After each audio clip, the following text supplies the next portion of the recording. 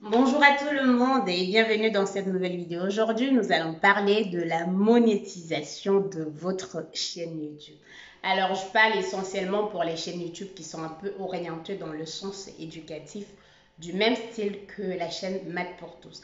Alors, il faut savoir que dans YouTube, ou sur moins sur YouTube, pour arriver à la monétisation, il faut avoir 1000 abonnés et 4000 heures de vues.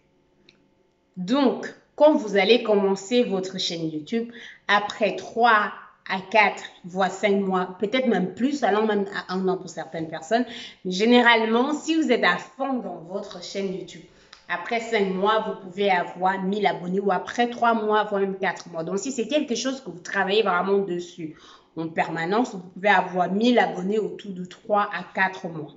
Cependant, le plus gros boulot reste à avoir les heures de vue, c'est-à-dire 4000 heures. Vous voyez, 4000 heures, c'est énorme. Si vous faites des vidéos de 3 minutes, 4 minutes, vous pouvez un peu imaginer diviser 4000 heures pour arriver à, bref, pour arriver à utiliser ce vidéo, par exemple, de 3 minutes pour collectionner ça, c'est compliqué. Et alors, les recommandations que je vais vous donner dans cette vidéo pour augmenter vos nombres d'heures de vue, si initialement vous faites des vidéos de 3 à 10 minutes, je vous conseille déjà de commencer à faire les vidéos un peu plus longues, c'est-à-dire 15 voire 20 minutes. Mais ce qu'il faut savoir, c'est qu'il faut arriver à garder le contenu intéressant pour que les gens regardent les vidéos jusqu'à la fin. À côté de ça, il faut par exemple commencer à faire des lives sur votre chaîne YouTube. Si vous faites un live qui dure 1 heure, voire même 1h30, si vous avez 4 à 5 personnes, voire même 10 personnes connectées, vous pouvez voir le nombre d'heures de vue que ça va entraîner. Maintenant, ce qu'il faut aussi garder en tête, c'est que lorsque les gens regardent votre chaîne YouTube pendant longtemps, ça permet à YouTube de mieux recommander votre chaîne.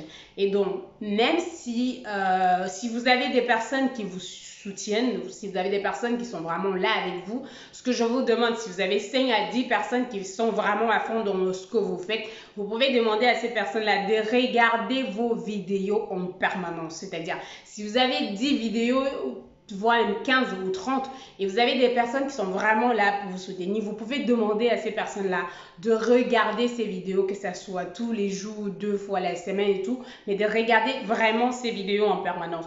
De un, les vues ou pardon, les heures de vues que ces personnes vont accumuler vont permettre à votre chaîne YouTube d'évoluer et atteindre le stade de monétisation.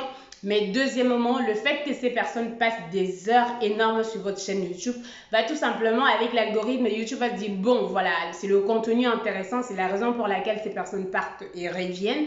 Et alors, ça va permettre à YouTube de recommander votre chaîne. Et vous savez, si ça recommande la chaîne, ça entraîne plus de vues. Parce qu'il faut faire la différence entre les heures de vue et plus de vues. Vous pouvez bien avoir une personne qui regarde la vidéo et regarde la même vidéo, par exemple, pendant 100 heures. Et ça va compter pour une vue. Pourtant, si vous avez des personnes différentes, maintenant, ça va compter pour plusieurs vues. Et à côté de ça, vous pouvez aussi garder en tête que les heures de vue, ça ne compte pas uniquement pour la monétisation, mais ça compte également pour la recommandation de votre chaîne YouTube et ça va augmenter le nombre d'abonnés de façon progressive. Donc voilà pour moi ce que je recommande quand moi j'ai débuté avec ma chaîne YouTube. J'ai eu beaucoup de personnes qui m'ont soutenu dans ce sens-là, qui regardaient. Alors n'oubliez pas les commentaires aussi, ça compte.